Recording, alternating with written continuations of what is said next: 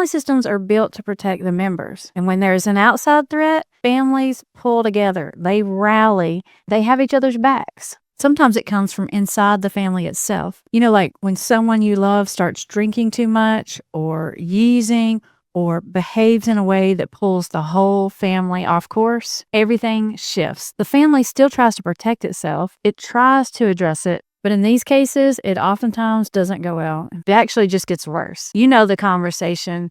You've had it 100 times. It starts the same way. It escalates the same way. Someone shuts down. Someone says something they regret. And both of you go to bed feeling more alone than ever before. And somehow, both of you are convinced that the other person just doesn't get it. That cycle is exactly what this channel is breaking. Sometimes the best way to explain it is just to give you an example. So I want to tell you about our clients. We're going to call them Sarah and Mark.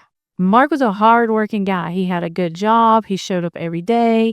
He paid the bills. And by most measures, he was holding it together. Actually, he was more than holding it together. He was doing well. Now, Mark didn't like to admit it, but deep down he knew he was drinking more than he should. He even told himself a few times, I need to cut back. And there were some times he actually stopped for short periods. But his overall stance was just that, yes, maybe it was a little bit of a problem, but it really wasn't that bad. The real problem was that he was stressed.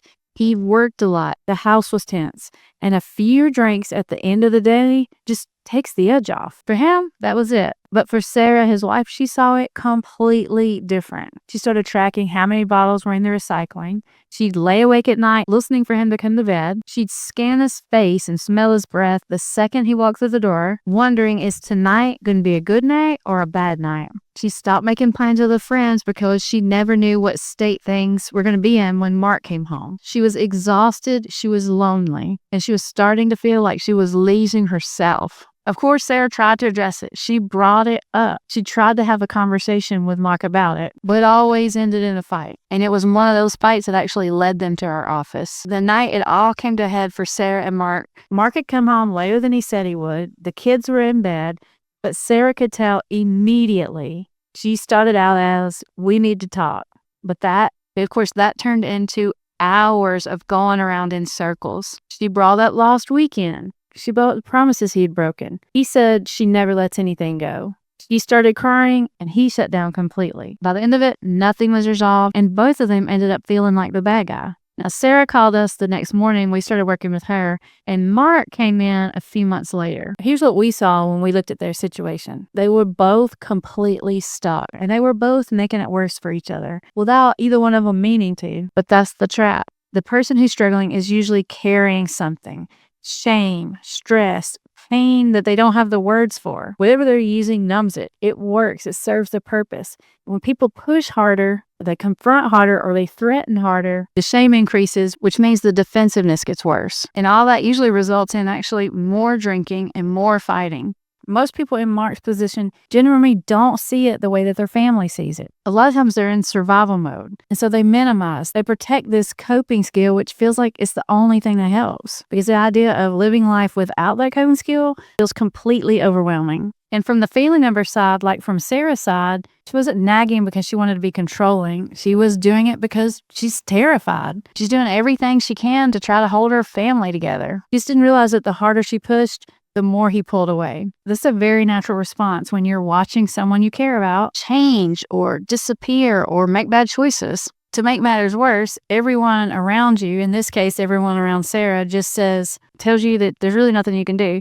You can't help someone who doesn't want help, which then again just leaves you feeling more alone, more desperate, and eventually you just feel hopeless about the situation. Now, this idea that you can't help someone who doesn't want help, it's partially true, but in a lot of ways, it's a very damaging statement because it's not the complete truth. Yes, it's true that you can't make someone change, you can't control someone, but there's a lot of things you can do to help someone come to the realization on their own that they do want to change. First step in that process is to change the dynamic between the two people. Because that dynamic is not just painful, it's actually making everything worse. And the more that goes on, the less likely you are to get a positive outcome. Every fight, every ultimatum that doesn't follow through, every conversation that ends in shutdown just reinforces the cycle instead of breaking it. Now, once we started seeing Sarah, she started responding differently. She started responding strategically. strategically. Instead of focusing on trying to explain to Mark how she felt about things, which was just making him feel defensive, she focused in on trying to understand Mark, trying to understand how he viewed the situation and how he felt about what was going on. Because the truth of it is, your feelings aren't going to make someone change. It's actually their feelings that are going to motivate them to want to change. Of course, it doesn't happen overnight, but when you start to work on these dynamics, the walls on both sides start to come down little by little. The defensiveness drops, and for the first time, there's space for a real conversation. For someone in Mark's position to want to change, that path forward isn't to make it sound scarier. It isn't to magnify it so they can see how severe it is. It's not to tell them that they're ruining their life or that they're ruining the family's life. All of those things only make a person put up more walls and defenses. And the more you come at someone like that, the more they're going to rationalize their behavior. They're going to blame you. They're going to tell you that you're wrong. They're going to tell you that it's not that bad, which just reinforces this idea that families have that there's really nothing you can do, that you have to just wait for someone to hit rock bottom and hope they decide they want recovery for themselves. And it's true, that could happen. But when this is your family, the whole hope you get the right circumstances and by chance things might get better, it probably just isn't going to cut it for you. The key is helping a person find that part of them